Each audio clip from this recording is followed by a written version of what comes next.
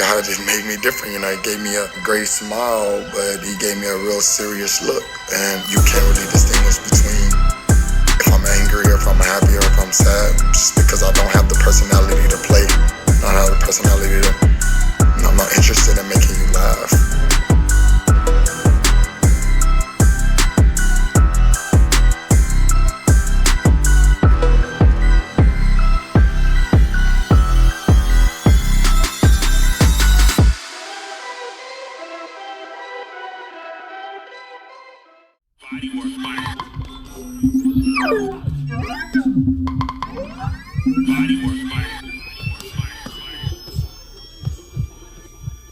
Welcome to BodyWork. Welcome back. It's Michael Rogers. Welcome to BodyWorkBoxing. In this video, I want to talk a little bit about Jermell Iron Man Charlo, the undisputed king at 154. Battle tested. You heard me? Against Saul Canelo Alvarez. Man, the kind of boxing fan I am, man, I couldn't be more excited right now in this day and time. Like right now in this era, it's like my man Tank kicked it off when Ryan finally said, you know what? I've been putting this thing off. Let me get in here. It's like a snowball effect, man, which leads us up to this fight right here, right now. And the reason why I say for me as a boxing fan, it's very interesting because there's a couple of boxers that I put in my age well games. I put Bud in my age well games. I put Devin in my age well games. And I put Canelo in my age well games. And what are age well games? Age well games are me tracking these boxers who are deemed as being great and have favorable treatment amongst the fans and everything, but that I wanted to move a little bit differently. In Eureka, Bud finally came to the table and did what he needed to do against Spence. We thought he was never going to get that fight. Devin finally fights somebody where he does not have the height, the reach, and the size advantage over by moving up in the division to fight number one at 140. I was like, whoa, you know what I'm saying? That's a move that it got me off his back. And we got Canelo Alvarez. You know, Canelo Alvarez is in a situation that Tank is in right now. Or Canelo Alvarez has been in this situation for years now, whereas there are certain fans that wanted Canelo to fight certain fighters, but he was in Floyd Mayweather status to where he can pick, choose, and refuse. And if he wanted to fight you, it's not whether or not you want to fight him, it's whether or not he wants to fight you, right? And with this recent move, a lot of people were shocked. At first, I had a knee-jerk reaction to myself, didn't put anything out, and I was just like, wow, it's Maul instead of Mel. But I'm thinking, okay, they're twins. I never put too much stock in the size difference when it came down to that fight. Much like Stephen Breadman Edwards. He came out, he was calling the fight the other night, last weekend.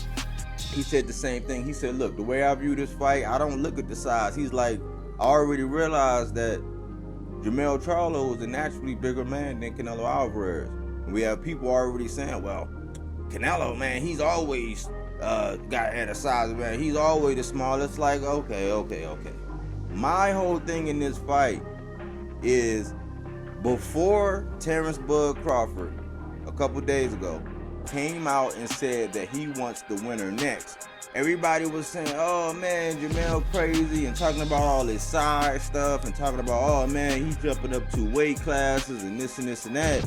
After Bud says he wants to jump up, now they say, oh man, Bud and Canelo is going to be, as if Canelo beating JermellCharlo is a foregone conclusion. They haven't even fought yet.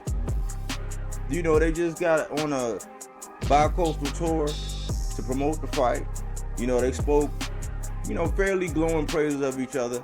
Kept everything fairly, respectful for the most part. There was no ill will, and Canelo coming out saying all the right things.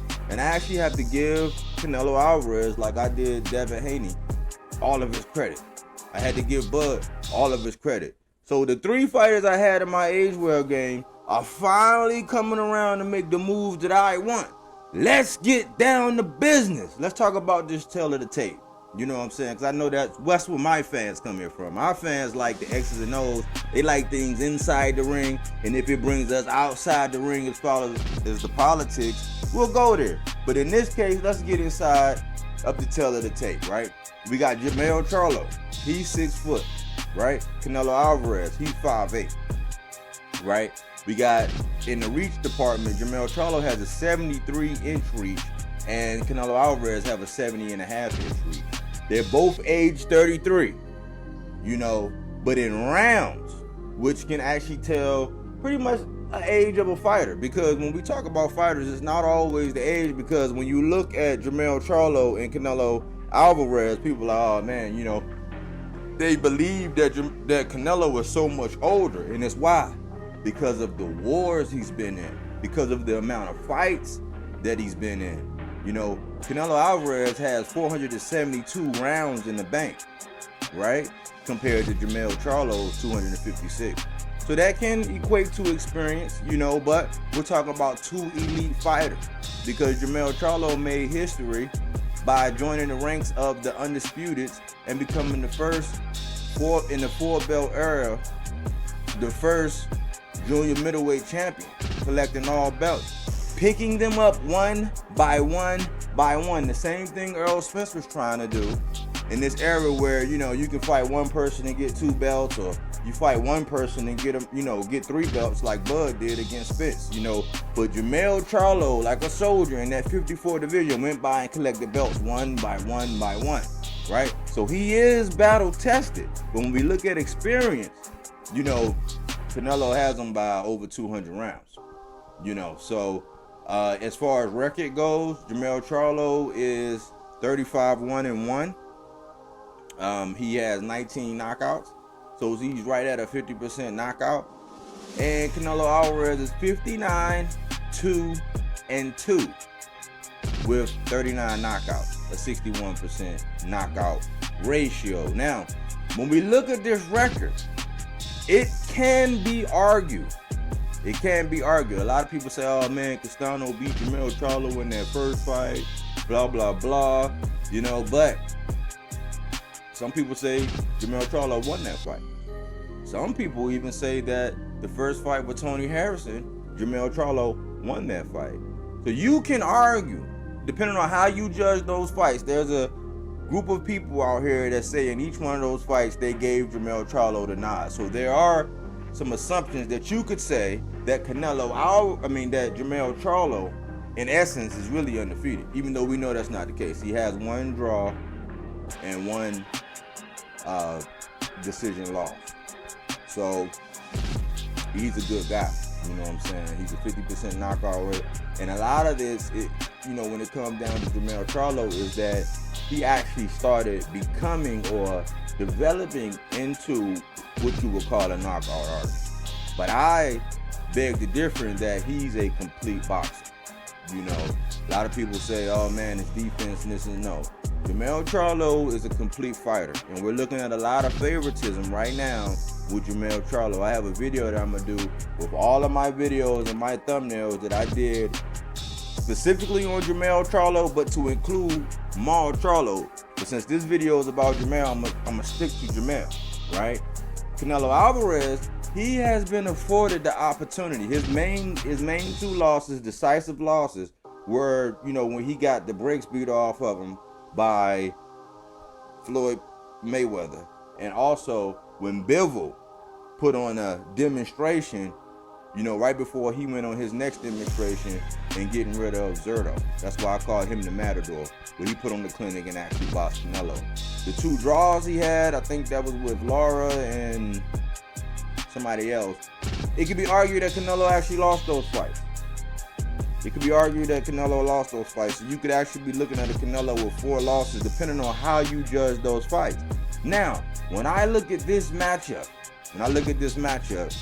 I actually see in JermellCharlo being able to catch Canelo with an overhand right. Canelo likes to rip to the body. He likes to lean to the side, which in perfect stance, it'll give JermellCharlo the perfect opportunity to come down with that brick of a hand that he got with that overhand right that'll stun you, you know, like he did Julian Jackson before he went ahead and jumped on his prey and sealed the deal. You know, I like the respect between those two. I don't like the whole after the fight. I don't like all of the conversations in boxing surrounding Jermell right now in this fight, because absolutely nobody's giving him credit in this fight. And I'm like, man, you're actually, in physics, you're actually looking at the naturally bigger, stronger, faster guy. Now, we can argue about upward mobility. Canelo might have the better upward mobility.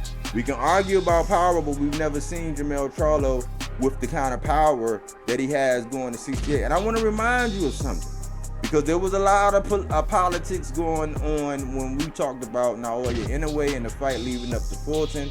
And I was just like, oh man, all this patriotism. So it's all, oh man, I'm going for the US guy. I'm like, hold on, but what about the skills? But now, you know, it's almost like Canelo Alvarez is an American now, because there is no patriotism right now when it comes down to JermellCharlo. Everybody, oh man, he's dumb. He's dumb. Now people are starting to change since Bud says he wants to move up 2 weight classes. Now everybody's just looking right past JermellCharlo and speaking right to the fact that we may get a Bud and Canelo fight, which I don't think is what true boxing fans do at all. I also want to remind you that there were question marks because the fight with Inoue and Fulton got pushed back because Naoya Inoue suffered a hand injury. Something else that everybody's talking about with JermellCharlo and his hand injury. Did Naoya Inoue have any problem being the predatory boxer that he is, taking advantage of his prey? No. But we are hearing that when it comes to JermellCharlo. You know, I just wish that everybody would just state that, hey, I wish that everybody right at the beginning of their videos, before they give their take, say, hey, look, at the bottom of my heart, I'm a diehard Canelo Alvarez fan. It's nothing against JermellCharlo. That would save so much, but you got to be exhausting just like these Bud-only fans, man. When they come up with all this logic and all this reason as to why they're making their picks, and it's really because they just like Canelo Alvarez, which is fine as a boxing fan.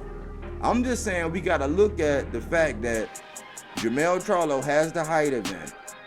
He has the reach advantage. He has the size advantage.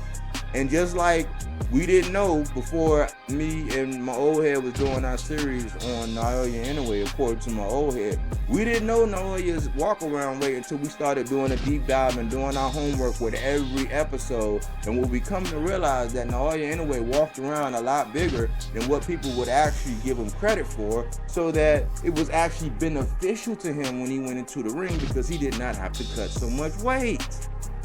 Once again, we arrive at the same conclusion, only we have an example of his brother, Jermell, I think, who kind of always had like a little bit of size, but they campaigned. Once Jermell went up to 160, it kind of split, and Jermell was forced to campaign at that, which means Jermell was still forced to be able to cut that same weight. Now, JermellCharlo does not have to cut as much weight. What does that mean?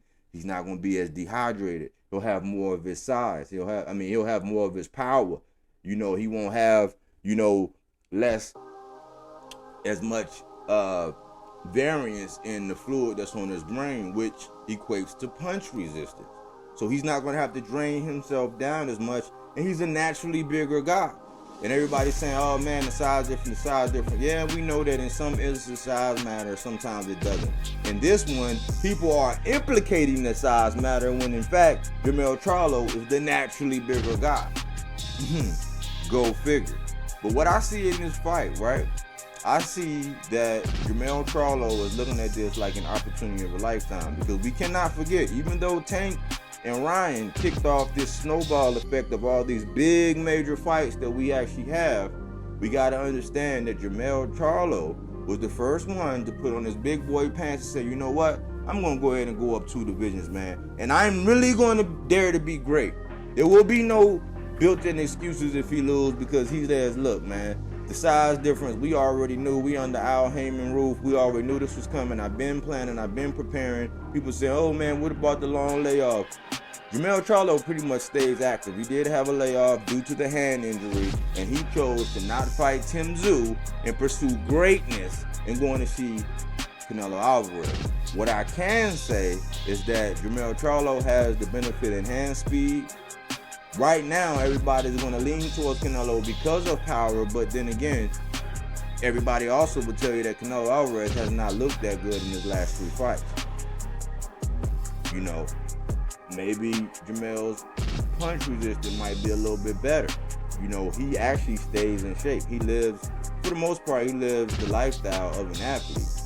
You know, when he started making his run and collecting his belts, you know, you can always see him training, always coming in on weight, always look good, you know, outside of weight. So I think that he's fully prepared. And just like he often comments and saying that, look, before Floyd retired, he wanted a piece of Floyd.